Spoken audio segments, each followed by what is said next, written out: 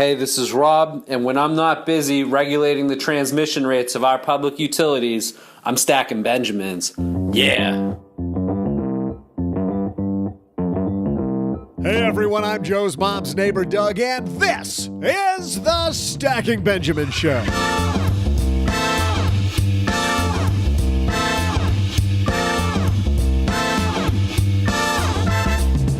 Hey there, neighbor. If you're new here, you'll soon learn that I'm the true star of the show because as you just saw in the previous few seconds, I'm pretty entertaining. But also because introducing these two dorks is hard work. Luckily today, it's all about you because we're answering your letters. But that's not all. We'll also have headlines ripped from the news, an excellent trivia question, and throw out the Haven Lifeline to a lucky listener. And now, here they are, two guys who make Dumb and Dumber look smart and smarterer, Joe and O-G.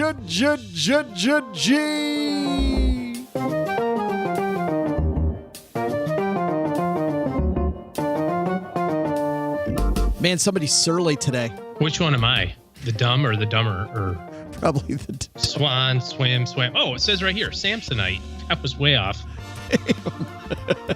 Hey, everybody. Welcome to another crazy Wednesday on the Stacking Benjamin Show. I am Joe Saul-Sehy, Average Joe Money on Twitter. And across the card table from me, you're only drinking water.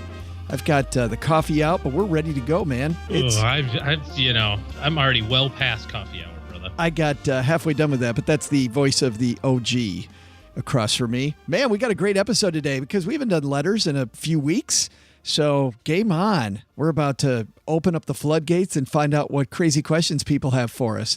But first, let's take a second, OG, to talk about how you, not them, but you can start earning passive income by investing in rental properties through Roofstock. Sound like fun?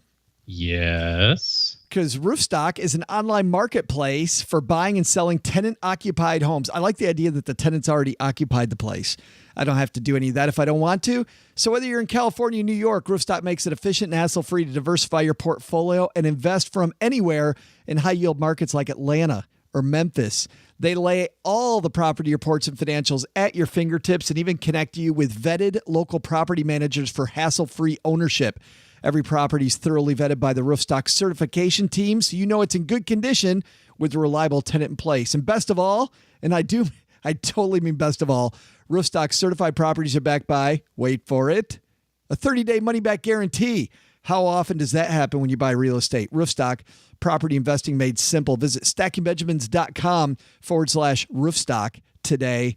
stackingbenjamins.com/roofstock to learn more about rental home investing and browse exclusive listings today. And by the way, while you're at Roofstock, you're going to need some cash to get there, OG. So you know what you do?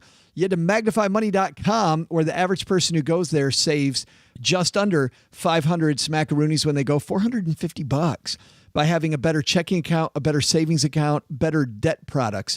Magnify Money is the place where more easily than anywhere else you can compare and contrast those things that you have now, those awful, awful things, with ones that are way, way better. Check this out. If you head to stackingbenjamins.com/magnify money, right at the top, you know what you're going to see? You're going to see the list of all the different things that they compare, such as balance transfers, cashback rewards, 0% interest cards, CD rates, savings accounts, checking accounts, personal loans, student loan refinance, parent plus loan refinance, auto loans, small business loans. It's all there. What don't they do? They don't make French toast. Oh, I don't know. I haven't made French toast. I might make French toast this weekend. Go to Panera, you get that big loaf of fresh cinnamon raisin bread. Cut that in thick slices. Or the challah. With all that cash you're going to save with Magnify Money, you can buy all sorts of bread from Panera. Magnify Money, the place to go to buy more bread at Panera. I'm sure Nick at Magnify Money will like that tagline that we just gave them. TM. StackyBenjamins.com. Trademark. StackyBenjamins.com/magnify money. I love saving $450. Yeah. Me too, I guess. Where do you go from there? I'll tell you where we go. We got your letters on tap, but first we've got some headlines. Hello, darlings. And now it's time for your favorite part of the show, our Stacking Benjamin's headlines. Man, horrible seeing Puerto Rico get beaten up by another hurricane last week. beaten up is an understatement, I think. But on top of that, people taking advantage of people. It feels like you hit one way, you hit another one. Listen to this. Odd letter highlights fiduciary concerns in Puerto Rico. Oriental Financial Services sold the island Commonwealth's triple tax-free bonds, then dismissed a client when sued over the risky securities. So Puerto Rico law, OG, is different than the law in mainland United States, where if you're a financial advisor there, you're automatically have fiduciary rules applied to your account. So you have to act in your client's best interest. Well, you're supposed to. You're supposed to. To me, that kind of makes sense. It just gets rid of, okay, let's just get rid of it for everybody. Let's make one rule, and you don't have to have a disclosure, because the public doesn't know what questions to ask. They don't know to ask, are you fiduciary? Yeah. Of course, our genius listeners know that, but a lot of people don't know that. So Puerto Rico gets rid of that problem. Well, listen to this. Even when a broker's a fiduciary, he can certainly fail to act like one. Oriental Financial Services Corp. is one of the island Commonwealth sellers of Puerto Rico tax-free bonds. For those people that don't know what happened with those bonds, OG, the market for these has, of course, collapsed as Puerto Rico's economy stagnated due to $70 billion in debt, a population in flight, and a government in default. Puerto Rico filed for bankruptcy in May after years of borrowing to cover budget deficits, according to Bloomberg. So Oriental sold these bonds, and then Sean Miles, the Oriental Financial's president, recently sent a client a letter obtained by Investment News that blew up any notion the firm was indeed a fiduciary. The letter is about an arbitration claim filed this year with the Financial Industry Regulatory Authority, FINRA, and says that firms are sending breakup letters to clients that they sold these bonds to. So they sell these triple-rated bonds to people, and then when the bonds go south that they recommended, they say, yeah, we don't love you anymore. We're kicking you out of the firm. Well, I mean, does that really hurt your feelings, though, if you're a client? I mean, weren't you planning on leaving anyway? Well, you should have probably left yourself before your fiduciary recommended all stressed out bonds. Like if somebody came to me with Puerto Rican bonds even 2 years ago, like, why are we doing that? Like, what's that strategy all about? Yeah, that's the problem, is that, you can put a stamp on it, right? And say, well, I'm a fiduciary. But until you behave like one, it doesn't really matter what label you put on it, because at the end of the day, you can still behave however you want. You'll just have to deal with it in court, and it sounds like that's what they basically picked. They said, well, we'll just make all the money we want, and then we'll have to settle some claims down the line, but that'll pale in comparison to the amount of money that we'll make on the commissions and the markups on the bonds. This firm typically, when people sue them through FINRA, they automatically send a breakup letter. And this is the letter. It says, please take notice that Oriental, its agents, employees, parent and affiliates withdraw and disclaim any and all investment advice with regard to your account, including but not limited to the Puerto Rico securities. Since you made the investment in Puerto Rico securities, you sought independent legal counsel and or financial advice and brought the referenced claim, according to the letter. Thus, you are fully aware of the risks alleged by you with regard to your investment in Puerto Rico securities, at least since the filing of your statement of claim. The reference claim shows it's your belief that these are not safe, prudent, and or suitable investments. Further, it's your belief you should not have purchased or should not hold investments in Puerto Rico securities. This reads like they were a commissioned shop, and hey, man, we're backing away from you. And it's a brilliant legal strategy, right? It's like, well, since you did some research on these, at least since the day that you filed this, you said you don't want it, but should you not have done research before? I mean, maybe you did research before and you just willingly bought these things. I mean, we can't stop you guys from willingly buying stuff from us. I don't think this type of such baloney. I don't know if this letter is going to fly in Puerto Rico, but in the 50 states, do you think that it works? I mean, I know you're not legal counsel and we're just for entertainment purposes only, but do you think that this could happen in the No, I've got an exact idea of what happens here. An exact idea. Does that anyway? Here's what they did. They looked at this from a business proposition standpoint and said, we can make X amount of millions of dollars in commissions and markups on the bonds, and some of these will blow up in our face. But, if we've got to pay a $200,000, arbitration claim to Joe Blow, so be it. We'll pay a couple of those. We made $400 million in commissions and markups on this thing, so we can give back some of that money if somebody decides to sue us. That I'm sure that was the discussion in the boardroom. Investment News went and checked FINRA's broker check profile for Oriental Financial Services. Broker check they have a few dings. It's a flippin' dumpster fire. And so if you did your homework, which includes going to, and we just have a direct link on our site, stackingbenjamins.com/broker check, where you can go check anybody's FINRA record before you hire them. If you had done that homework, I think you would have seen that this is not a firm you probably wanted to do business with anyway. Mm-hmm. Do your homework. Our second headline comes to us from the Financial Times. This is on cybersecurity. There was something, we didn't do a story on this, OG, but we should bring people up to speed on this. The SEC was actually hacked. The U.S. Securities and Exchange Commission was hacked. The people that Everybody's getting hacked. You get hacked, and you get hacked. It's like an Oprah show. Whoa! Everybody gets hacked! It's so great. When the Securities and Exchange Commission, really the police force, right, overseeing a lot of how fair trading happens in the United States. SEC hacking, they disclosed their hacking, OG, but according to the Financial Times, SEC hacking disclosure fell short of its own guidance. This written by David J. Lynch in Washington.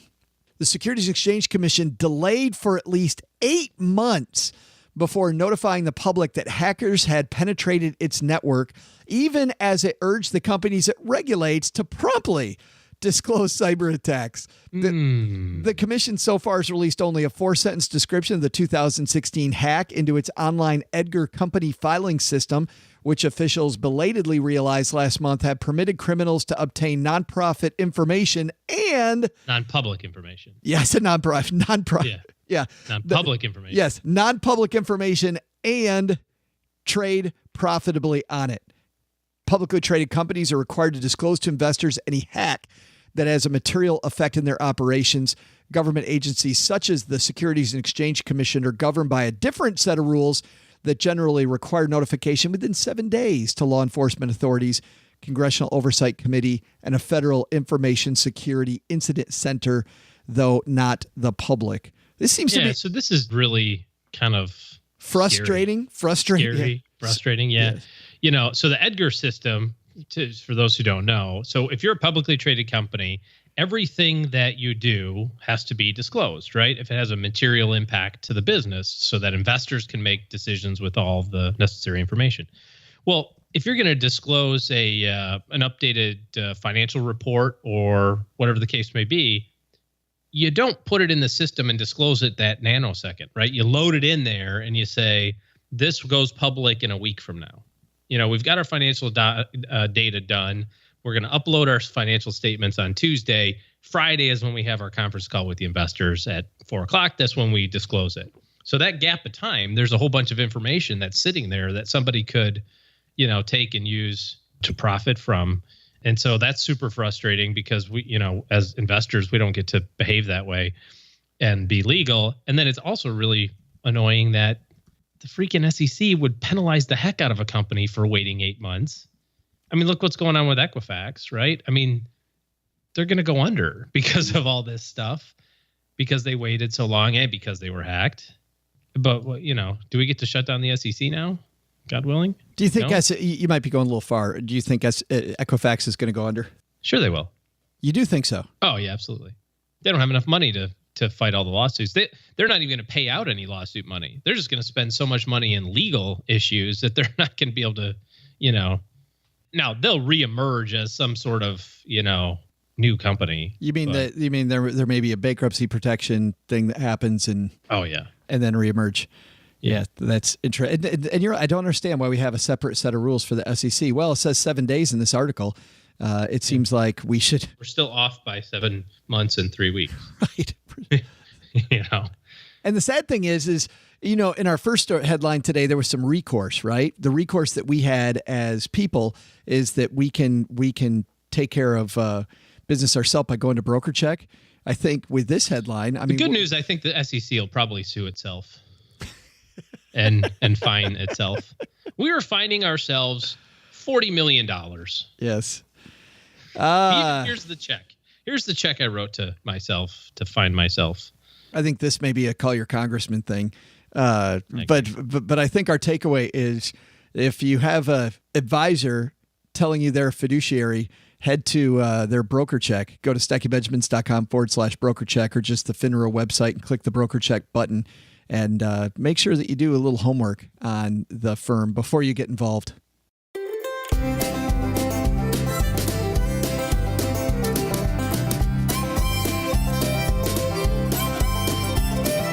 Oh, one of our favorite things to do is to answer your letters, and we're about to do that right now. So, OG, have you stretched out? Yes, I have. I was doing some deadlifts earlier today, working on the hammies, get them kind of limbered up. So a deadlift means you're lifting beer to your mouth, and hammies means you're eating ham. So ham and beer, right? Is that what you're talking about? Oh, dude, I'm all swole. Check that out. Oh, don't do that. First letter. I'm just jealous. First letter comes to us from Vincent. Vincent says, Joe and OG, love your show, and you've given me much to think about. Have influenced me greatly. That is a scary thing, isn't it? Hopefully, somewhat positively influenced. Hopefully. Recently, I received an inheritance of a little over $100,000 and wanted to ask about an investment strategy. I've paid down some debts to an acceptable level. I've set some aside for an emergency fund and a 6-month CD. I'll borrow against it if the worst happens. And I'm using some to refurbish my home. The rest I'd like to invest, but since this money has an emotional connection, I don't want to invest it with too much risk. I've heard that a small portfolio of 20 dividend-paying stocks works well for such a risk tolerance and wanted to ask your opinion on the matter. Will creating a buy-and-hold dividend strategy beat out a regular dividend-paying mutual fund? If you've touched on this in earlier episodes, please feel free to draw my attention to that episode. Thanks, Vincent. Well, you know what, Vincent? We're just gonna answer it point blank, man. What do you think? 20 dividend stocks versus a dividend-paying mutual fund? Yeah, I wouldn't do that. There's so many different layers to this. I'll just answer the question as you asked it. You're going to be way more diversified by buying a dividend mutual fund, an ETF, a Vanguard fund, one of these large company dividend producing mutual funds than you are by having 20 different stocks.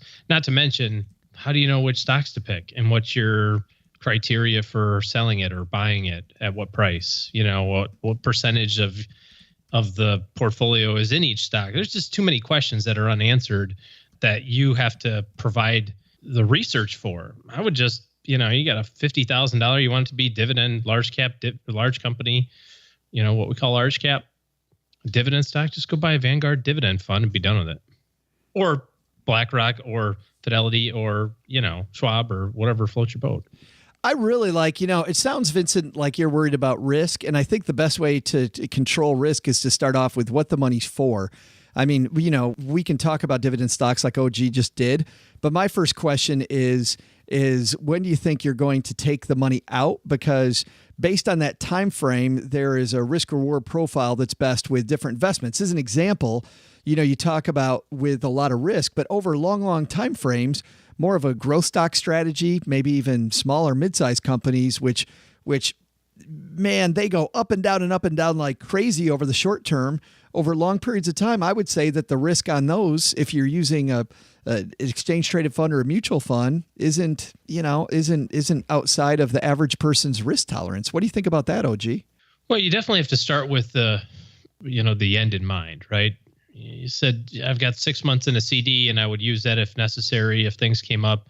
If this is 3 or 5 year money, then yeah, it's got to be invested very conservatively. But if you're 35 and this money came from grandma and grandpa and you're not going to touch it for the rest of your life and maybe you're going to leave it to your grandkids, then yeah, there's no sense in having it be invested conservatively if the time horizon is 80 years. Yeah, I'm on board with OG's points. I don't think you should buy all those stocks yourself. Can you imagine what that garden's going to look like later on? Like, when do I sell? What's my discipline of changing things in here? It's forget all that. It's too messy. One diversified mutual fund to be done with it. Our second question comes to us from Eric. Eric writes, Joe and the other guy, I have a fintech question. A friend of mine recently introduced me to Motif. I've been unfamiliar until now, but it looks pretty interesting. Do you guys have any thoughts? Is this something worth looking further into? Thanks in advance. Normally, I go to OG, but obviously, because I do all these fintech interviews, I think this one, OG's more in my wheelhouse. Yes, please. Opine. Oh, great. Opiner. Motif is a cool place where anybody can go on and they can create a diversified portfolio that will act a lot like an exchange traded fund of stocks. It could be just 5 stocks that are their favorite healthcare companies. It could be the healthcare companies that have the lowest PE ratio, as an example. It could be the ones, it could be anything. It could be NASCAR companies that advertise on NASCAR blue logo cars. companies. It could be anything, and anybody can create them, and you can follow a lot of these motifs to see which ones you want to invest in. You know, it gets pretty quirky over there, so if you want to go with some really quirky strategies, you can definitely do that. What I like, and the reason why I asked them to sponsor the show, is that M1 Finance does all of that, where you can invest in other people's pies and pies of modern portfolio theory based investment approaches, or you can make your own. So you can do all those same things, but you can also get the straightforward stuff. And if you use Stacking Benjamins in the discount code, you'll get the first year for free over there. So Motif is interesting. Now, at M1, as of right now, you don't get everybody's quirky stuff. Like, I can't go see what OG you've created in there and invest in that. So if you're looking for that, right now, Motif is the place to go for that. But if you're looking at either, number one, setting up your own, or number two, looking for motifs that are based on tried and true investment principles, I'd use the M1 Finance piece. Love it. Yep. Sounds good. Yeah, good stuff. Nothing wrong with Motif. Now, if you're going to get quirky and you're going to use some of those quirky things, I think OG use it for your sandbox, right? We talk about maybe having a sandbox. It's a small part of your portfolio that you're doing just for fun. You know, it's where you might have your long shots on individual stocks, the crazy stuff you're going to do. Keep it in that part of your portfolio if you're going to go and get crazy with some of the fun motifs that are out there at Motif Investing. Next question comes to us from Dan. And actually, OG, this one's not even a question. It's a comment. And Dan's commenting on our recent sandwich episode with Len Penzo. Sandwiches. He says he just listened to Sandwich Show. I want to pass along a delicious suggestion since I heard several times that the roast beef was a favorite. I love roast beef. A small chain in California used to do a sandwich called the Mountain Charlie. He says, I have no idea the origin. That was roast beef and egg salad combo. Oh, why would you ruin a roast beef sandwich by putting egg salad on it? I think it sounds awesome. Oh my God. I think it sounds crazy, crazy awesome. I'm not even going to try that one. Sorry, bud. He says, try it. Absolutely delicious. No, pass. No, I don't care how good that might be. That could be the best thing in the world. I will never put that in my mouth. That's what she said. Next, we got to move. Next question comes to us from Colin. Colin says, Dear Joe and OG, I'm wondering how much is too much to ask from an advisor. My wife and I have been married for 2 years. We have one child and both earn very good money. We do all the stuff we're supposed to, like maxing out our 401k, our thrift savings plan, 529, college savings plan, no debt except mortgages, plural because we have rental properties, etc. But the excess money we had after all of that was somewhat intimidating, so I hired an advisor from a reputable and well-known firm shortly after getting married. We're geographically distant from her, so all contact has been email, phone, and snail mail. That's not a big problem for us. My wife likes our planner, and I don't think she's done us wrong by any means, but I don't feel like a valued client. We get a call every few months lasting 30 minutes or so, all the required documents, etc. But you guys talk like you know/knew all your clients like friends, and I get the impression you spend a lot more time with them than a couple hours a year, especially when we set an aggressive but attainable goal replacing my wife's income, the higher the two, and multiples of what we actually spend in under 20 years, age 50. Am I asking too much? Thanks for the non-lesson, and go check Doug's room for undelivered mail. I'm sure the other 3 listeners are sending more than you're getting. That dude definitely isn't bringing it all down. Do you think Doug's hoarding mail? I think he reviews it first. You know, like at prison when they got to check your mail. Yeah. Colin says, P.S. I don't learn anything from you guys, but I listen to other podcasts for that. Paula Pant, Pete the Planner, to name a few. You guys are just fun. OG needs to go hang out with Joe and Paula sometime. Sometime when I'm invited. In Dallas at FinCon, we'll be hanging out.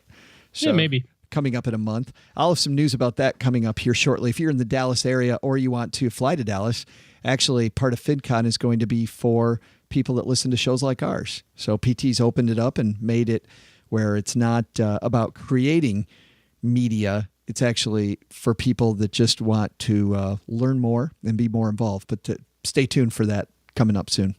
Cool. So, hey, let's talk about this. I think that everybody has their own way of doing their business, right? You had your way of doing it when you were an advisor. I have my way of doing it. I tell everybody that my favorite line to quote is, how can we be lovers if we can't be friends? I've been working for 20 years almost doing this work, and I figure I've got about 25 years to go before I might entertain the idea of not doing it anymore.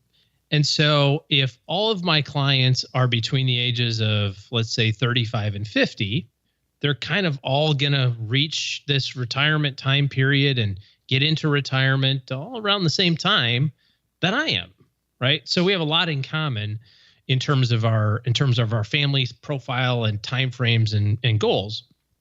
And so if I'm going to talk to you every 6 months, which is what we do, and we're going to have, an hour and a half or an hour conversations every year, 2 times a year for the next 25 years, you got to kind of enjoy the conversation, right? There's got to be a little bit more to it than, I looked at your portfolio and it is performing in line with our expectations to, that's good too. You want somebody that's knowledgeable, and sometimes a little disinterested may even be better because they might have a better third-party view, right? Than somebody who's kind of in the trenches with you, so to speak. But I also think that when you're a consumer, you have to find somebody that matches up with what you're looking for. And sometimes you want somebody who's very straightforward and plain and has a very rote system, and maybe you'd prefer to have somebody that's a little bit more eccentric. I don't know, but it doesn't make that other person bad. The great example that I can think of is in the medical field. Like, I love my primary doctor being kind of fun and, hey, you need to take this test and da-da-da-da-da. But when I had my MRI, because I had like all this weird vertigo issues, the neurologist was so he came across so disinterested and dispassionate about the work, and specifically about me, that I could tell that all he knew about was that he was an expert in that part of the brain, right? Like, he wanted nothing to do with small talk. He had no interest in learning about my kids. He just came in and said, well, Mr. OG, upon review of your MRI, it appears as though that you have and have a nice day. Okay. But that's what I expected out of that. That was a different type of relationship than the primary care doctor. You know what I mean? So I don't know. I think you got to love who you're hanging out with. If it doesn't match, it doesn't matter how great the advice is. Yeah, I mean, I had people that didn't line up with me because of the fact that I wanted to have an emotional connection. And that wasn't what they hired me for, I mean, there's a certain degree.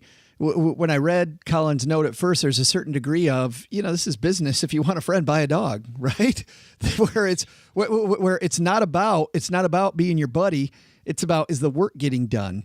And so that's the important thing to measure, but certainly the work gets done better if the personality matches what you're looking for. I think you're more likely to believe me if you think the thing that scares me here is Colin feeling like he's not valued.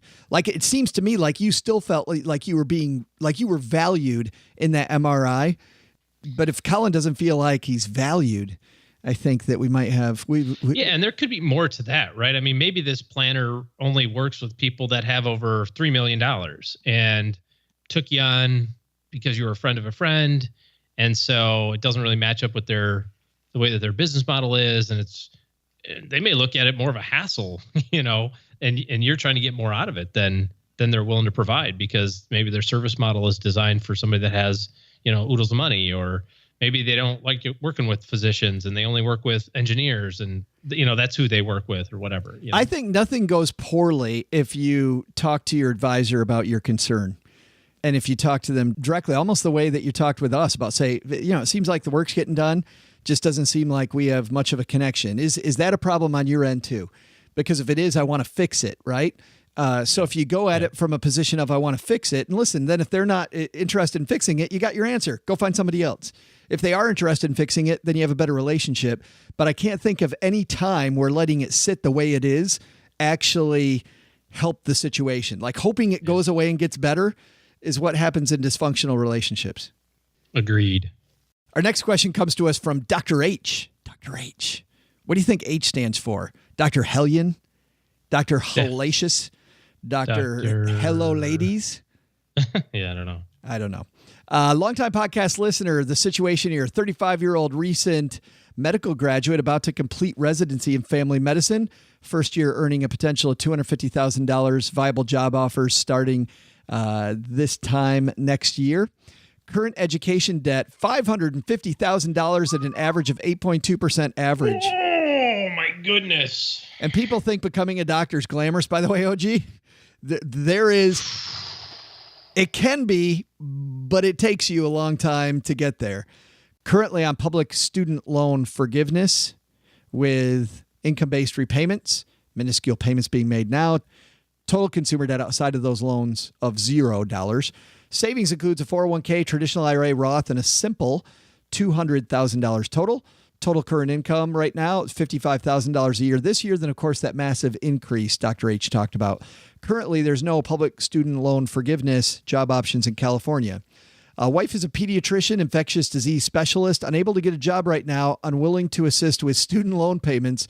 Her stats, $50,000 retirement savings, $5,000 cash on hand, $65,000 a year income, then probably $140,000 per year starting August of 2018. What do we do? Both of our cars are paid off and brand new, no kids, but we're trying to get a little monster. Please give recommendations. Man, this is tough. This is a great example of why comprehensive planning really makes a lot of sense for a lot of people, because there's so many different variations and variables associated with this case. And you have to juggle. I mean, right now it's pretty easy, right? I mean, you don't make a lot of money relative to what it's going to be. You've got this huge amount of debt and paying a little bit of it. Don't have any consumer debt, which is fine. But the risk that you run is that if you don't aggressively attack this, then this could linger for the better part of 25 years. I mean, there's no doubt that, people buy houses for $550K that takes 30 years to pay off. You know what I mean? And if you're 35 right now and it takes you 30 years, well, that's 65 by the time you get this thing paid off, right? But by the same token, we have to juxtapose the need to pay that off aggressively with also all this other stuff that's going on, right? You also have to save aggressively because you're, 35, right? And eventually you want to be financially independent. You're going to have a kid or 2 or 3 or 4, and they're going to need some sort of college fund probably. You probably are going to buy a house, and eventually those new cars get old and you have to replace them in some way, shape, or form. Not to mention, if you're like every physician that I've ever met, when you get that increase from 50 to 250 and Mrs. Dr. H goes from 50 to 150, and now all of a sudden your tax return says 400,000. Well, guess what? You also start losing deductions that you're used to getting, exemptions that you're used to getting, itemized things that you're used to getting go away. And so now your tax bracket goes way up, your tax rates go way up. And so you feel like you should be way ahead of where you are because you're like, oh my gosh, you make $400,000 a year. But Uncle Sam's taking a whole bunch of that. The state of California takes a big chunk. There's so many layers to this. The answer is I don't have the foggiest idea what to do next until we know what the goals are, right? And this is a great financial planning case. I mean, really, this is. There are 2 things that I would add to that. Number one, when Dr. H, if I read that correctly, Dr. H's spouse is unwilling. The word unwilling scared me. Yeah, I heard that too, and I just kind of felt like we should breeze over that. Like he probably doesn't mean unwilling. Yeah, but maybe he does. But if he does, there's a disconnect there, which goes to what we've talked about before, these family budget meetings.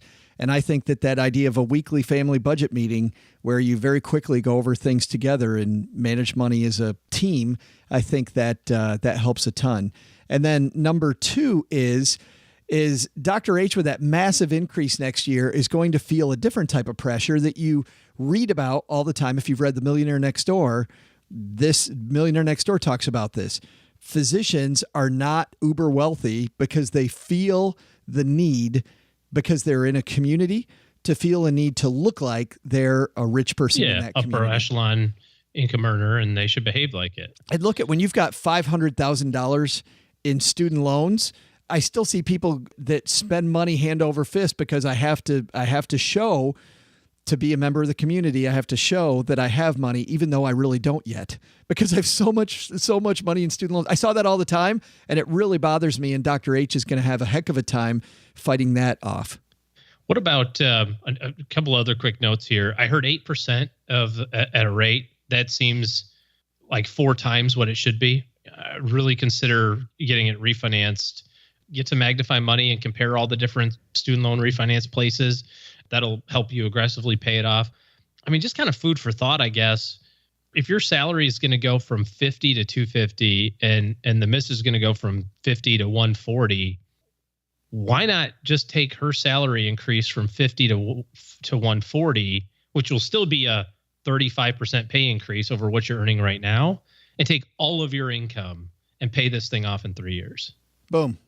I mean, that's pretty aggressive. And to your point, Joe, it's going to take way more discipline to stay out of the lifestyle creep trap of, what do you mean you guys aren't going to Bali this weekend like everybody else? Yeah. That's going to be tough. And then you layer a kid on top of that. And I don't know. It's not going to be easy, but I would not be entertaining a 25-year payback on this sort of stuff. That's too crazy. Thanks for the question, Dr. H. And you know what, OG? Mom's got the coffee on, and I see Doug coming over here, so I think we're going to hand it over to him for the middle of the show, and we'll be back with more letters in the Haven Lifeline as soon as we go get a refill.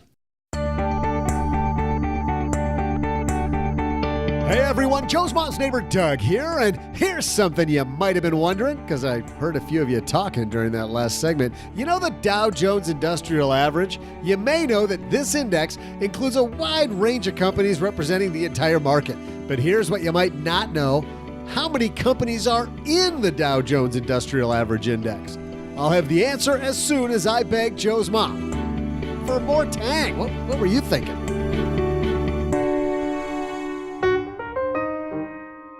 All right, raise your hand. Do you drive an extra 5 minutes in traffic to save just a few pennies at the gas pump? Well, when's the last time you spent 5 minutes trying to save on the big things like auto loans? Lucky for you, we brought in Nick Clements from Magnify Money with a few tips on saving money if you find yourself financing a car.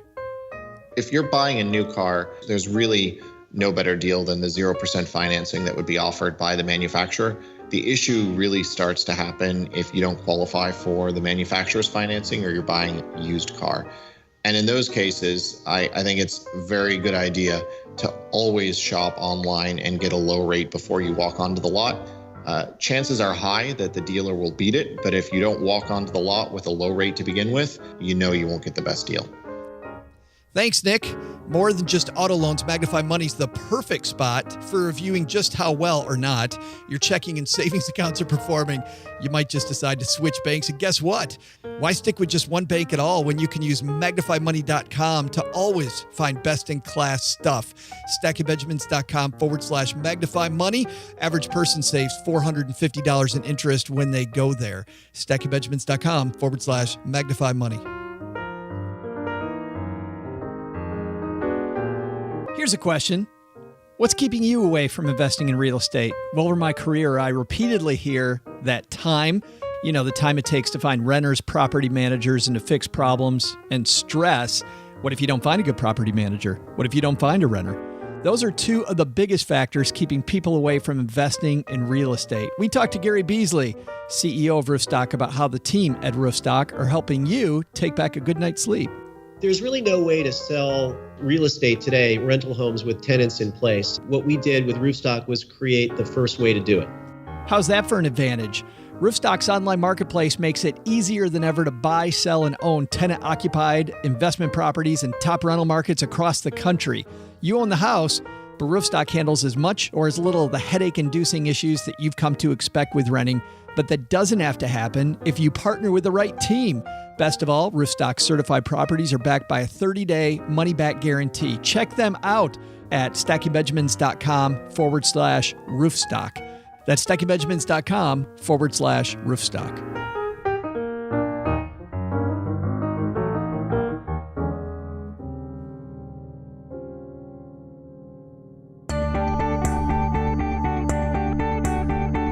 Hey everyone, Joe's mom's neighbor Doug, and earlier I asked this question. How many companies are in the Dow Jones Industrial Average Index? If you said 30 companies, which I'm sure you did, you'd be right. See ya!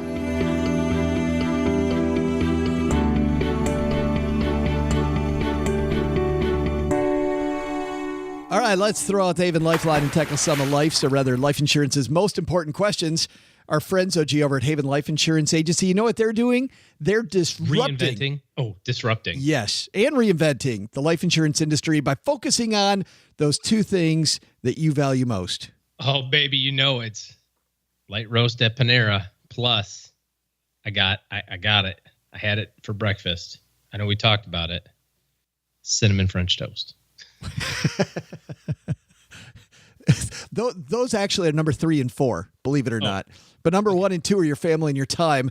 They were the first life insurance startup that's wholly owned by industry giant Mass Mutual to create a high-quality, affordable term life insurance policy you can purchase entirely online. Qualified healthy applicants, they can skip the medical exam. That is a time saver right there. Head to stackingbenjamins.com/Haven Life now to get a free quote and learn about life insurance the modern way. That's stackingbenjamins.com/Haven Life. Congratulations to our friends at Haven Life, by the way. They're finally in California. That was the last state they had to be in. And California. I know that California, when you look at our statistics, is the number 1 state where people listen. We have more listeners in California than anywhere else. So guess what, California? Get on it. Haven Life is open. You're in like Flynn. And we're throwing out the Haven Lifeline today to our new friend, Ryan. Say hello, Ryan. Hey, Joe and OG. My name is Ryan. I'm from Chicago. I've been listening for about 6 months, and I haven't learned a darn thing. So thanks for that. Had a question today on how to get stocks into a Roth IRA. To give you a little background, my wife and I are both in our early 30s. And we got married a couple years ago, and she brought into the marriage a couple of stock purchases she's made. The stocks have doubled or tripled, so they've done really well, and there's a sizable taxable gain sitting on a lot of them. And I was thinking about putting them, transferring them from the brokerage and putting them into Roth IRA, but wasn't sure the best way to do that, if it would be just to sell the stock, take a taxable gain, and then put the money in the IRA and the Roth IRA and purchase the stock again, or if there's another way available to do that more efficiently. Just to give you a little background, my wife and I, again, are in our 30s. We have about $100,000 in brokerage and probably $120,000 in 401k. We have around $7,000 or $8,000 in a Roth IRA and a little bit in a traditional IRA. But yeah, I was just wondering your thoughts on the best way to accomplish that. Keep up the good work. I really enjoy the podcast. Oh. And that's what happens. And cut. When you go at 90.03 seconds. Yes. Thanks for the call. Thanks for the call. I think that was the part where he's about to tell us all the things he liked about the show. Yes. Oddly enough. Joe's very handsome. Doug is a weirdo. Than anybody I've ever talked to in my entire life. Yada yada. We don't need that. We're comfortable enough with our greatness. Yeah, Yes, which we're going to prove right now, Ryan. In our own skin. Because even though you shouldn't learn anything from our answer, we're going to give you one. Shocker, OG. Yeah. Yep. Here we go. Can't do it. I have tried this. I so wanted to do this myself, Ryan. And I went down this path, and oh, man. You can only put cash into an IRA, unfortunately. Interestingly enough, you can take stocks out of a retirement plan. In some places, they'll let you do that. The reason I was told that you can't put stocks in is because the issue of valuation at a certain time because, stocks sometimes trade after hours. And so an IRS fair valuation, it's something that can be apparently too easily manipulated, and companies don't want to take that risk. Brokerage companies. Yeah, brokerage companies don't want to take that risk, so they want cash only. So if he likes those positions, OG, I think he leaves them alone and finds other money to move into the Roth. Right. And there will come a time eventually when you will not be as successful in your stock picking, right? And you might have a loss. And so the question within the question is, how do I get this gain out of here without paying a lot of taxes? And sometimes if you have another position that you buy this year that might go, let's say it goes down and that position is, got $1,000 loss. Well, maybe you sell that at the loss and then you can sell the other stock that has the $1,000 gain and they wash. Or at least a portion of it, right? Yeah, or a portion of it or whatever. But that being said, you never want the tax tail to wag the dog here. You made money, pay taxes on it. Are you trying to say that everything Ryan touches doesn't do as well as these? Is that what you're saying? Well, based on what he said that his wife brought the stocks. That's right. So it's not you, I'm Ryan. just saying she might want to be the stock picker of the family. And Ryan, get your grubby fingers out the stock portfolio. The smart move Ryan did was getting married in this deal. Far. That's Ryan's smart move. So new money goes into the Roth. Existing money kind of stand fast and leave it with the brokerage account. If that fits part of the portfolio, hey, if it's run up and it's overweighted now based on your allocation, you made money. You got to pay taxes on it. That's just how it works. Yeah, go ahead and trim and don't, like you said, don't let taxes wag the dog. Thanks for the question, Ryan. If you've got a question you'd like us to throw out the Haven Lifeline to you, we will do that if you go to stackingbenjamins.com/voicemail. And when you do that, Haven Life is paired with us and our friend Brad Lark over at that crazy Flying Pork Apparel to make a special Greatest Money Show on Earth t-shirt that we're going to send to Ryan. stackingbenjamins.com/voicemail. All right, back to letters. You ready for some more stuff from the mailbag, OG? As ready as I'll ever be. And our next question comes to us from Aldo. Aldo says, hey guys, I've been listening to the show for a couple months now and really enjoy with you guys. Of course he meant laughing with us. Mm-hmm. I like to laughing at you. I like to think of myself as savvy, but I'm probably a fool still. I'm 28 and have 10% of my salary going to my 401k, 2% employer match that is linked to Bloom. Credit you guys. I also am maxing out my Roth IRA starting this year. Before we go further, Bloom was a company we had on the show recently. We'll link to them in the show notes so people can check them out. They'll help you manage your 401k. So that was an interesting company. But anyway, back to Aldo. I don't qualify for a traditional IRA. I'd like to grow my money a bit more, so I have a little bit invested with M1 Finance. My question's not about me. I have a girlfriend, and we both know we're going to get married. She got a new job last year, and they wouldn't allow her to invest in her 401k until 1 year later. It's been a year, and they haven't given her the forms to fill out to start putting money into her 401k. She gets angry with me when I remind her to go get them. She hasn't invested in her IRA either. So what I'm telling her is, hey, 2 years of IRA at 4% would be $50,000 when we retire. But that doesn't seem to work because, quote, the market isn't guaranteed. Her mom has worked at a bank her whole life and isn't pushing her, so she thinks it's not important. How can I explain myself better to show her how important retirement really is? I like to think I'm a money nerd, and I don't understand why others wouldn't be. Oh, Aldo, I feel like we're getting involved in the premarital tryst here, OG. Tryst? Yeah. Tryst is not the right word, is it? I don't. The premarital.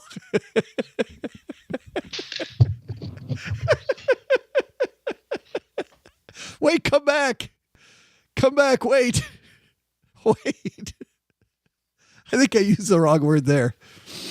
Oh, sit back down. Put your headphones back in. I feel like Steve Harvey. I just gotta walk off the stage.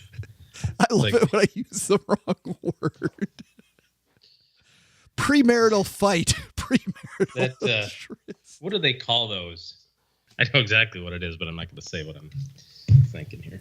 Dumb moments with Mr. Salsihai? No. All right, let's do this. Aldo. Here's the thing. When it comes to communication, really what we're talking about here is communication, right? And it's not about whether or not she puts the money into the IRA at 4% for 50 years or whatever you said there. It's about the fact that the two of you need to be on the same page with money. And that may involve you saving more and her saving less, right? It may involve the two of you deciding that here's the appropriate amount of money to save.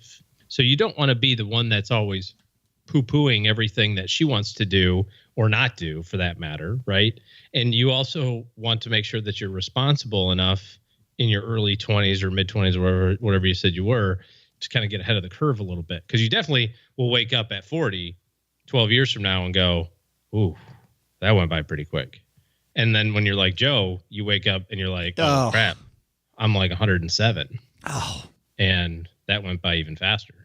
So at the end of the day, it's not about whether or not she's saving, X dollars. It's whether or not the two of you have agreed on what the future looks like. The great thing about financial planning is this. It's really just based in math and science, right? The bad thing about financial planning is that it's a lot of an art form too, because you've got a lot of different ways to get there.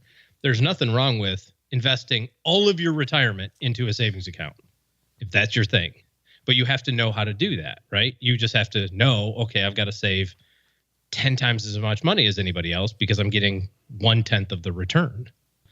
So there's no right or wrong way to do it, but you have to know what the outcome is that you're looking for. And then you can work backward and say, hey, if we want to do this, the math says we need to save $400 a month.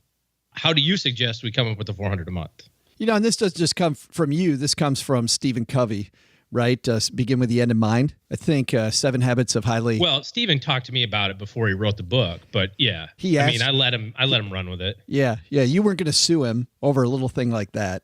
Idea. Share the wealth. He had to come up with the 6 others himself. So, that's debatable. But Stephen Covey, God rest his soul, man. Talks amazing human being. But Stephen Covey, start with the end in mind and work backwards. And I think that's a lot of people. You've got things that you want today, and you can see those things, but you don't make the end goal tangible. And when the end goal isn't tangible, it doesn't mean as much. You're like, what's another year? And you're right. Aldo's using the rule of 72 to try to impress her with math and how much money that's going to be. It's going to be $50,000, but $50,000 at age 60, the average person versus the money now. Okay. Well, and I think the other thing too is make sure that you ask great questions. When I find myself getting stuck, or me and Mrs. OG are stuck on something, or me and the kids are stuck on something, right? A lot of it has to do with the type of question that you're asking. And, the question of, how do you suggest that we put this together, right? If she's not a money nerd, you got to bring her into the fold and say, well, you need to help me make this decision. How would you suggest we do it? I did the math for you. You can't dispute that. It's $400 a month. What do you think? There it is. And then if she says, well, I think you should save all $400 and I can spend all my money. Oh, okay. Then now you're having a communication, right? You're having a different discussion at that point. Yeah. Yeah. Like, pack your shit, devil woman, and get out my house. Yeah, and if you say that, the next thing you know, you're packing all your and getting out of her house. That's what really happens. Yeah. Not our first go around. I was kidding about that. I would never say that in real life, sweetheart. Thanks for the question, Aldo. Our next question comes to us from Drew. Hey, Joe and OG, this is Drew from Chicago. It's Chicago Day on the show, isn't it? It's all right. And I have a question regarding employee stock purchase plans. My employer offers a 15% discount on the purchase of company stock. I can contribute up to 15% of my income via automatic payroll deductions. Stock can then be purchased on a quarterly basis through Merrill Lynch. I can sell the stock at any time at the cost of a minimal selling fee. There are no restrictions on how long the stock I purchase must be held before selling it. After researching employee stock purchase plans, my strategy would be to sell the stock as soon as possible, preferably on the same day of purchase. This would allow me to benefit from the discounted stock price while minimizing the risk of an under-diversified portfolio. I then reinvest the money into savings, retirement plan, IRA, etc. I have no desire to hold on to the stock long-term for the capital gains tax benefit. I'm already contributing to my company's 401k to receive the full company match, 5% contribution with 4% company match for overall 9% contribution. The next enrollment period for the ESPP is coming up. So what are your thoughts on ESPP plans overall? What are your thoughts on the strategy I've laid out? Pros and cons to be appreciated. Thanks for teaching me nothing, Drew. OG, employee stock purchase plans. These are great benefits. I really think you maximize the heck out of these. And Drew, don't look past the tax benefits of holding on to them for 2 years. I know you can sell it right away. One thing you didn't mention was how the price is calculated. So every company is going to do this a little bit differently. He mentioned that in his company, he can have the option every quarter to buy the stock. So does that mean that they take the lowest price of the quarter? Do they take the beginning price of the quarter, the ending price of the quarter, the average price of the quarter? Do they take the high and the low of the quarter and average it and then give you the 15%? There's a lot of different ways that companies will figure out what that price is less the 15%. But let's just say it's that closing price and then you get the 15% discount. That's fantastic. I don't think you sell it right away because you've got the 15% discount. Why do you want to go ahead and then turn around and pay taxes on all that discount? You know, but depending on what kind of tax bracket you're in, you just reduce the benefit of that by probably a third, if not more. I think that kind of the second level of this might be to contribute every quarter like you planned.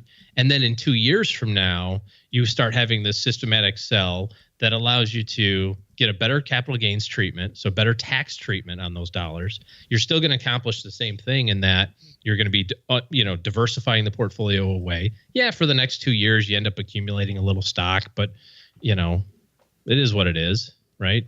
And you're putting all sorts of money in your 401k, and that's diversified. And you didn't mention a Roth or anything like that, but maybe you get one of those going on too.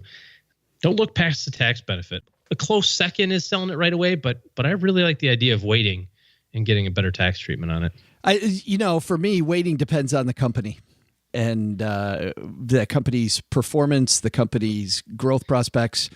That gets into a little bit of a guessing game, right? I mean, now you're talking about market timing in some respects, right? You're saying, I think that the stock's going to go up today or down today. But if I've got a risk tolerance of X and the company I work for has a profile that is far less robust than what I need for my portfolio, I mean, then I sell it right away and I go ahead and put it in stuff that's more risk appropriate. I think you diversify around it. Yeah, well, and here's the other thing, OG. The risk you're taking by diversifying around it, by holding on to the single stock, gets smaller and smaller as your net worth grows, right? Because you're still only putting in the same percentage all the time of your income. So you're not holding on to much. I would never hold on to much. I totally agree with you there. Treat it like it's a conveyor belt. And you're moving stuff off the conveyor belt at one end while and to your point, it plateaus at a moment, right? Even if your net worth doesn't grow, the worst it gets is 2 years worth, right, of your savings. And then after that, you're shipping units off at the end. So close second, selling right away. You get out of it, get the 15%, you can pay some ordinary income taxes on the difference, but 0% taxes or 10% long-term capital gains tax are way better than, being the 25% bracket or 33% bracket or something like that, paying taxes. So chew on it. Thanks for the question, Drew. And plenty of people out there not using their employee stock purchase plan should totally be using it. Yep. Totally be using free money. Next question comes to us from Kevin. Kevin says, since bond funds have sucked for so long and always will, why not just use a CD ladder for your low risk portion of your portfolio? A 12-month CD at Allies, 1.35%, better than some bond funds have been doing. Okay, I'm going to take this one for a second. Why am I going to buy a CD and lock my... How come I can't do the bond one? Why am I going to buy... Well, you can have it after I say this. Sure. Kevin, if you're going to buy a CD paying 1.35, why wouldn't you jump on Magnify Money using our link, stackingbenjamins.com/Magnify Money, and get 1.4 in a savings account and not lock it up? Like a CD, you got to lock up the money for 12 months in a 12-month CD. That's how they get that name. But with a savings account, you have a higher interest rate and you don't have to lock it up at all. Is there one for 1.4 on Magnify Money right now? There's two of them for 1.4. Oh, two, yeah. I agree with you. Go ahead. What else were you going to say about this? That was all I was going to say.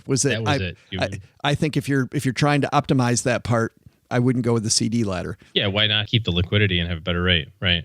Which is all true. I mean, savings, CD ladder, it doesn't matter. You're not going to beat inflation anyway, so you get as best as you can with that. And bond funds do suck, so you got that part right. Ta-da! Last question of the day that was a lot less menacing tone from OG on bond funds, wouldn't you say? Well, because I sabotaged it by talking about the other part first, because I knew it was coming. So no, I would. Stay away from my response stands. I would not have changed it. You're kinder and gentler today. Yeah, well, it's the last question of the day. Sugar coma from cinnamon French toast comes from James. Insulin is just comes from James. James says, Joe, it's sad to say I had a loss in my family. She left me with roughly $75,000. I want to roll it into a 529 plan and keep it as a, quote, legacy scholarship for other family members. I personally don't plan on going back to school, so it'll be designed for my future children, nephews, nieces, or grandchildren. I also somewhat want to do this to prevent myself from spending it on something stupid like a brand new car. Game show voice, he says. So I tried to do it. Was that good? Yeah.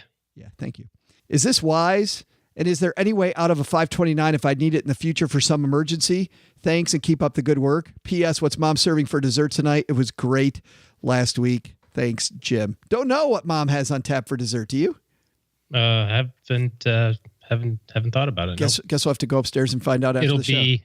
We'll all find out together at the same time. Basically. Delicious, no matter what it is. Yeah. Yes. Yeah.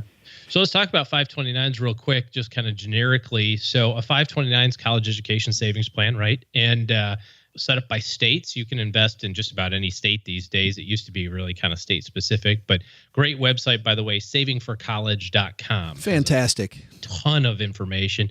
And they've got a premium resource there. I don't really even think you need the premium stuff, really. I think you can get all the info you need to find out good plans and that sort of thing. The limit on the contribution to a 529 is $14,000 a year, but they allow you, which is the gifting limit, right? But they allow you to front run 5 years of contributions at one time. So the most that you can put into a 529 at one time for one person is 14 times 5, 70,000. So he said 75, really can't get to 75. We do 70 this year, but then we can't do anything else for 5 years. So, okay, close enough for government work. You can name anybody you want as a beneficiary. You can name yourself. And then 10 years from now, when you have kids, you can name your kids. You can name your nieces, nephews. And you can freely change that. Once per year. The owner can freely change it once per year. Once per year, correct. Got to be used for college, right? Higher education, a Title IX school can be used for tuition, can be used for room and board, can be used for books, travel costs. It's pretty liberal in the definition of what you can use a 529 for from expenses so that you receive those benefits tax-free. So you put your $70,000 in, it grows, it does its thing, you want it to come out. If you take it out for any reason other than a higher education expense, that's when you get dinged. You're going to pay taxes on the distribution. You're going to pay a penalty on the distribution. So we really don't want this money to be used for anything other than a college education expense in the future. Yeah, when James says he wants this to be a legacy scholarship fund, it's going to stay that. Yeah. So the question is, could I ever get to it? Yeah, but man, it's ugly. It is ugly with a capital U. GLY, you ain't got no alibi, you ugly. You ugly. but it's so flexible and it's such a great idea. And if it's a tribute to the person who passed away, if they value education, I don't think it's a bad plan. No, I love it. I love the idea. And to your point, it will keep it out of your grubby little fingers so you don't buy a new car. Now he can move it back to himself this way. Let's say that he decides to take classes at an accredited higher learning facility. He wants to learn Spanish. Yeah. Goes to the community college and says, taking a Spanish course. Goes to flight school. Flight school. There you go. That's a cool way to do it. I think we're giving him too many ideas now. But he can make himself the beneficiary and he can use it that way too. Well, I would make yourself the beneficiary initially anyway, if you don't have anybody else in mind. I'm sorry to hear about the loss in your family, James, but I think it's a great, responsible way to honor the memory. I like it. Absolutely. I think that's a great place for us to end it on that nice thing that James is doing. Thanks to everybody, by the way, who wrote us letters. We still have more, but if you would like us to answer your letter, you know what? The quickest way to get online is the Haven Lifeline. just head to stackingbenjamins.com. At the top of the page, you'll see questions for the show. And you can either go to the Haven Lifeline or do what a lot of people did today, which is write us letters. And we're happy to answer those. We answer one of each per show, but then we have, like today, a letters episode from time to time. Also, thanks to everybody who left a review of this here podcast. You know, it's great to see people tell others what they think about the show, whether it's telling a friend about the show or it's telling people online, either at iTunes, Stitcher, wherever you listen to Stacking Benjamins. And let's go to a review from Stitcher, which is where I listen to podcasts, OG. I like my Stitcher app. 5 stars from Scott. This is going on Mom's Fridge. My favorite show, period. Been a regular listener for 3+ years now, and this show remains my favorite. See how easy that is? Short and to the point. Perfect. And Mom absolutely loves it. She's showing the whole bridge crub. So think. What was that? The whole bridge crub. You don't know what the bridge crub is? I've never heard of them. Thank you to everybody who's left us a review. And then finally, if you're somebody that needs good help in your corner, OG's taking clients. Head to stackingbenjamins.com/letter O, letter G for OG's calendar, where during a first meeting, virtual meeting, you and OG will talk about what it takes to get him in your corner working for you. All right, that's going to do it for today. On Friday, fantastic roundtable coming up. We've got a lot of fun coming up on Friday, so stick with us there. And then OG's back on Monday with me, where we'll have more fun back here, Stacking Benjamins again. All right, have a fantastic couple days. We'll see you on Friday. Go stack some Benjamins. All right, Doug, take it from here. What should we have learned today? Sure, Joe. I'm going to let you get back to applying that facial mud mask to OG, and I'll tell everybody what we're supposed to learn today. First, is your financial advisor a fiduciary? That's an important question to ask and a hard word to say, even if you live in Puerto Rico. Second, have an unexpected windfall? Opening a 529 plan as a family education legacy fund is a great creative option you might consider. But the big lesson? We got to give a big shout out to Chicago. You showed up in this episode, Chi-Town. Now, if those Cubbies can just keep winning. But just forget about the Bears. Special thanks to you for sending in your letters. We love mail. Of course, because we're not discriminating, I'll say I love female too. Do you want your letter to appear on the Stacking Benjamins show? God, why would you? Head to the stackingbenjamins.com and follow the Questions for the Show tab at the top of the page. This show was created by Joe Saul-Sehy, produced by Richie Rutter-Reese, and engineered by the amazing Steve Stewart. Kathleen Selmans handles design, newsletter, and classroom opportunities. If you'd like to learn more, head to stackingbenjamins.com/classes. Online, visit us on Twitter at @SBenjaminsCast or on our Facebook page. Shannon Cowan is our community manager and social media guru. I'm Joe's mom's neighbor, Doug, and I'm wondering if KY jelly is actually made in Kentucky. SB Podcasts may receive payment on the show from sponsors and guests in the form of books, giveaway items, discounts, or other remuneration.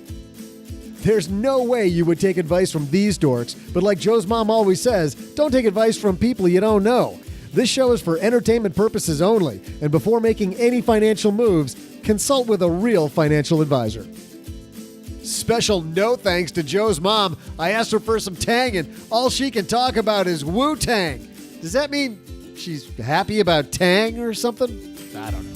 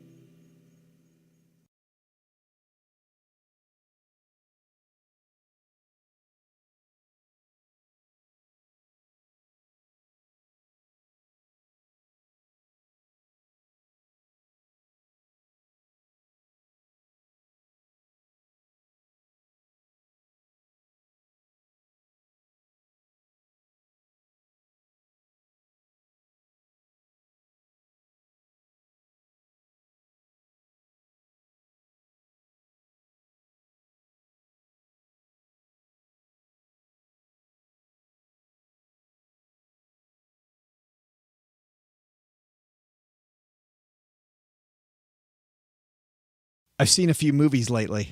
I saw a number on some airplane rides here, but nothing that I can remember. So you reviewed The Founder here a while ago, and I saw that on an airplane recently. What you think? I liked it. I didn't love it, and you know what? I loved the production of the movie. I thought it was well presented. I learned that I like movies with a really empathetic main character, and I didn't love Ray Kroc. Yeah. Oh, yeah. He was a jackass. Yeah. And he was really shrewd. That's not even a good word for it. He was just an ass. Like, I got it. I understood where he was coming from. His obsession with cleanliness, I liked. His obsession with building the business and with wanting it. But he's a guy that wanted it so bad, he became it, And it really kind of consumed him to the point that he cared more about the business than about other people. And of course, I don't know that the McDonald brothers, how are you going to work with those guys? I think working with those guys would have been so difficult. That said, listen to what I'm saying. I'm into the McDonald's brothers. I'm into The Thing, which tells you the actors did a phenomenal job. I mean, from Michael Keaton, just amazing, to the two guys that played the McDonald's brothers, Offerman and boy, if there was a place where I could look this up, that would be great. But but I thought The Founder was well worth watching. If you like business and business development movies, yeah, that's it's a good way to spend an hour and a half. That's a big one. So I saw that. I don't want to talk about that movie right now, though. Let's talk about the fact we just did. Yeah, let's talk about this one that I just saw in theaters that people are going to be interested in. This is The Kingsman: Golden Circle. Eggsy, I saw in you what someone once saw in me. Something that can't be taught. The makings of a Kingsman. Being a Kingsman is more than the clothing we wear or the weapons we bear. It's about being willing to sacrifice for the greater good. I hope you're ready for what comes next.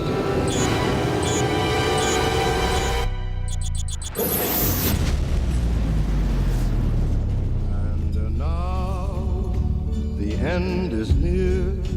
And you're seeing all the Kingsman properties blow up, and that happens fairly early in the movie, and it looks like the Kingsmen are stuck again. This is the second movie in a series, for those of you that don't know anything about the Kingsman movies. Stars Taron Egerton as Eggsy, who's the main character. In the first movie, he was this young punk kid that they recruited, and he became this Kingsman, who's this high-class kind of James Bond kind of young character. Colin Firth is his mentor. He's in the movie. Julianne Moore plays the evil genius in this film, which is she can play anything, man. That woman is such a fantastic actor. I've seen her play everything all over the map. Mark Strong is in this movie. He plays kind of the Q character. If you've never seen Kingsman, he's called Merlin in this. But he's the guy behind the scenes who gives you all the gadgets and is working the technology. And there's others. This film, I didn't realize how long it was while I was in the movie, but it's 2 hours and 21 minutes long. Like we got done and I went, holy cow, this took forever. It has a Rotten Tomato score of 50%.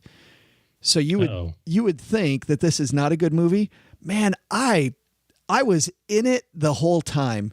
I guess if you saw the first Kingsman, it's like a love it or hate it, I guess, at 50%, right? Yeah, but if you're somebody that knows you're getting into campy fun, like a James Bond, but really, really dorky kind of fun, like if you go in there with that attitude, I was in it the whole time. I thought the characters were fun. I got to tell you, there's a guy with a cameo in this, Elton John. Actually, he's not even a cameo.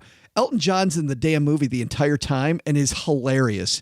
How they talked Elton John into playing the character that Elton John plays himself in this movie, I have no idea. But he does such a great job, and it's so funny. Our whole movie theater laughed out loud several times. There was clapping. Movie theater about half full, but still clapping, laughing out loud. Tons of fun. I give Kingsman: The Golden Circle a big fat thumbs up, man. I would go see. Did you see the first one? No. See, I think you would like these movies. I may. Yeah, just good stuff. Put it on the list, huh? Yes, yeah. Put the Kingsman on your list of things to see. But then again, somebody told me, when I said that that King Kong movie, Kong, the Skull Island, that I thought that was campy fun. And somebody wrote back to me and said, dude, it was trash. It was absolutely horrible. Guess it depends on your taste in movies. This one probably very formulaic plot. You kind of know where it's going the whole time, but it's a well-written, fun, crisp ride, I thought. And some of the lines in this movie, Jeff Bridges is in this film. Like so many people that you've seen before, just all-star cast. Channing Tatum, Halle Berry. Who's not in this movie, I guess is the question. Sounds like a pretty robust list. Yeah. All right, man. That's thumbs up. Okay, cool. Yep, that's going to do it. We'll see everybody back here on Friday.